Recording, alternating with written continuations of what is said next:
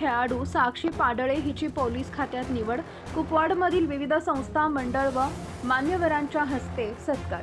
कुपवाड येथील राणा प्रताप मंडळाची खो खो खेळाडू कुमारी साक्षी राजेंद्र पाडळे हिची खेळाडू कोट्यातून महाराष्ट्र पोलीस दलामध्ये मुंबई कारागृह पोलीसपदी निवड झाली आहे। राणा प्रताप मंडळाचे 50हून अधिक खेळाडू शासकीय सेवेत आहेत। खेळाडू कोट्यातून शासकीय सेवेत निवड होणारी साक्षी पाडळे ही राणा प्रताप मंडळाची 51वी खेळाडू आहे। कुपवाडमधील राणा प्रताप मंडळ, खारेमळा मंडळ, अजिंक्य मंडळ आदी विविध मंडळांच्या व राजकीय सामाजिक व्यक्ती मान्यवरांच्या वतीने साक्षी हिचा सत्कार करण्यात आला।